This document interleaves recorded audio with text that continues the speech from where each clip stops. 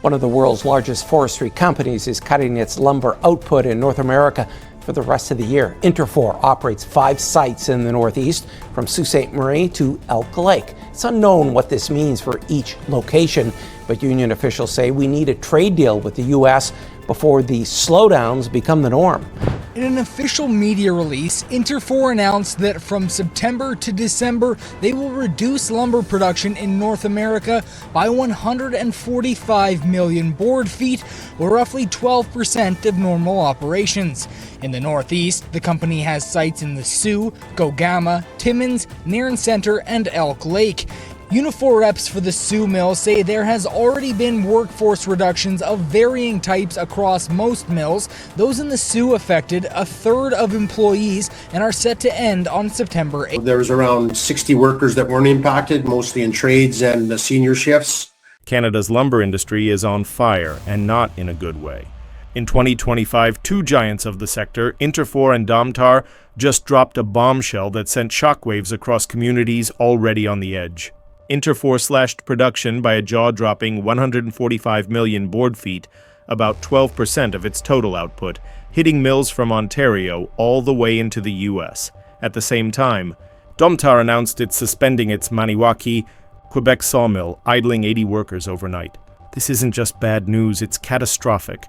Families are facing lost paychecks, small towns are bracing for collapse, and construction costs are spiking. And the so-called leadership from Ottawa? Mark Carney's response has been silence and finger-pointing, while Donald Trump down south projects strength and adaptability. Canada's backbone industries are breaking, and Canadians are demanding answers. Stick around, hit that like button, subscribe, and keep watching, because what comes next will shock you. The cuts didn't come out of nowhere. Interfor, one of Canada's biggest lumber producers, has been warning for months that the storm clouds were gathering. But nobody expected the axe to swing this hard. A reduction of 145 million board feet. That's not trimming fat. That's hacking straight into the bone of Canada's lumber supply. To put that into perspective, that amount of wood could frame over 100,000 homes. Gone? Just like that. And Interfor isn't just pulling back in Canada.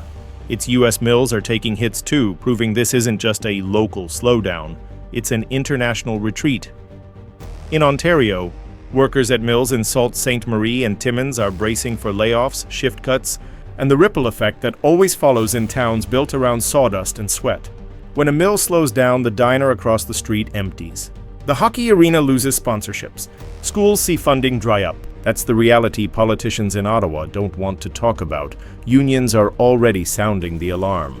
Leaders are calling for Ottawa to renegotiate lumber trade with Washington, but Carney's government seems more interested in photo ops and climate speeches than saving real jobs. Workers are furious. "We're paying the price for Ottawa's incompetence," one union rep told reporters. And he's not wrong, but Interfor's retreat was only half the gut punch. The knockout came from Domtar. Out of nowhere, the company suspended operations at its Maniwaki sawmill in Quebec. That's 80 workers, many of them third-generation lumber families, sent home with nothing but uncertainty. The plant isn't just a workplace, it's the heartbeat of Maniwaki. Its closure sends shockwaves across the town. Restaurants that relied on workers' paychecks see their doors closing early. Gas stations sell less. Even local schools feel the sting when parents start pulling kids from extracurriculars because money's too tight. And here's where the picture gets uglier. Why are these companies pulling back? It's not just bad luck. The roots go deep. High interest rates set by Carney's circle of economic geniuses are choking off housing demand. Builders can't afford to borrow. Buyers can't afford to build. Lumber stacks up with nowhere to go. Add in inflation making everything, from equipment to transport, more expensive, and you've got a perfect storm. Then layer on Washington's hammer, a brutal 35% tariff on Canadian softwood lumber. The U.S. accuses Canadian producers of dumping cheap wood, but that accusation ignores reality. For decades, the two sides have fought bitterly over lumber. Trump played it hard during his presidency, yes, but at least he played with a strategy. Carney, he looks like a deer in headlights. He blames the U.S., but he's offered no counterplan, no deal, no defense for Canadian workers. Just silence. Meanwhile, construction prices in both countries are exploding. In Canada, new home builds are grinding to a halt because lumber costs are spiraling. In the U.S., contractors are paying more, but at least Washington protects its producers. That's the key difference.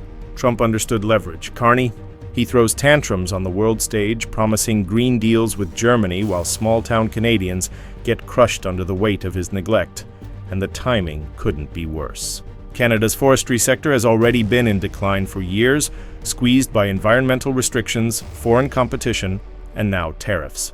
At Interfor and Domtar's retreat, and the message is clear. Canada's industrial backbone is collapsing in real time. First it was beer stores and alcohol distributors shutting down. Now it's lumber, the very material that built this country. But this wasn't the whole story. Because while Interfor and Domtar/production, the anger on the ground is boiling over into something much bigger. Protests, backlash, and open fury at Ottawa's failed leadership. The anger didn't stay contained in boardrooms or union halls. It spilled out into the streets. In Quebec, Indigenous groups near Maniwaki reignited their protests, not only against the mill closures, but also against Ottawa's failure to address years of complaints over herbicides spraying on forestry lands. Carney had promised consultations, promised reconciliation, promised action. And yet here we are in 2025, with families losing jobs, forests poisoned by chemicals, and leadership nowhere to be found. Protesters marched with banners, calling it a double betrayal, economic and environmental. And here's the kicker. Carney's government didn't even send a representative to meet them. That silence spoke louder than any speech. People saw it as arrogance, a signal that Ottawa cares more about impressing Berlin or Brussels than listening to small towns in Quebec or Ontario. One local leader said it bluntly, "Carney doesn't work for Canadians.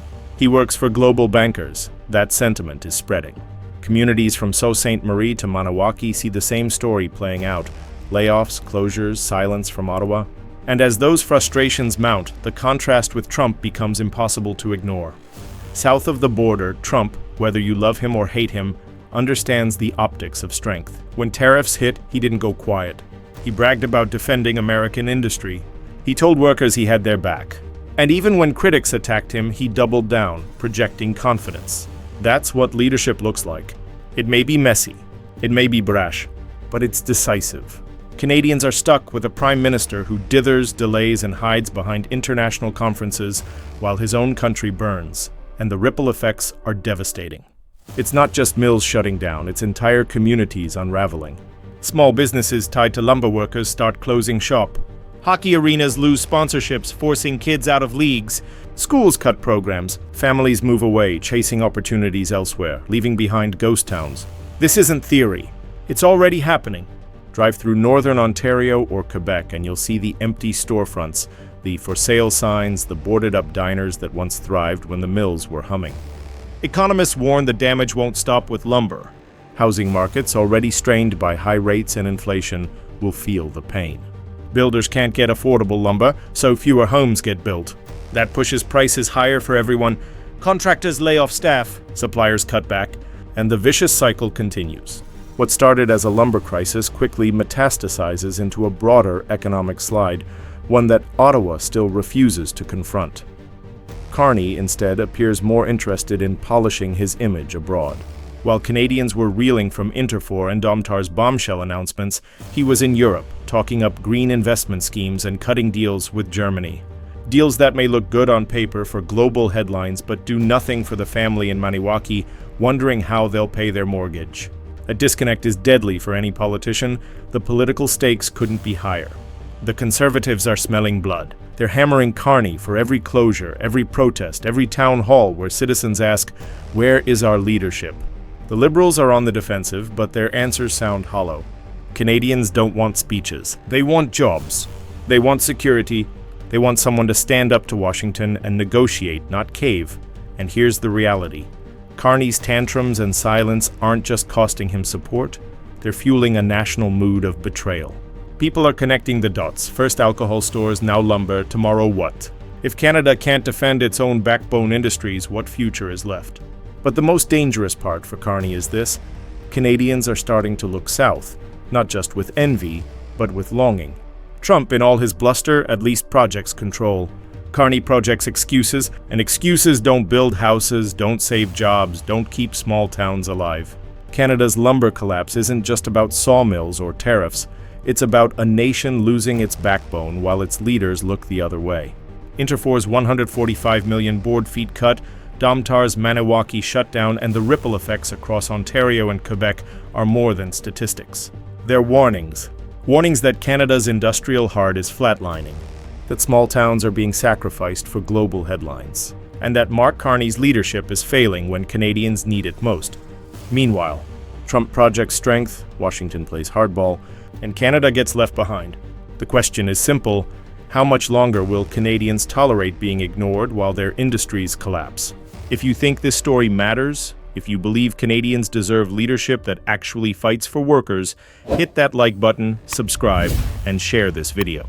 Because the more people see what's happening, the harder it becomes for Ottawa to hide the truth.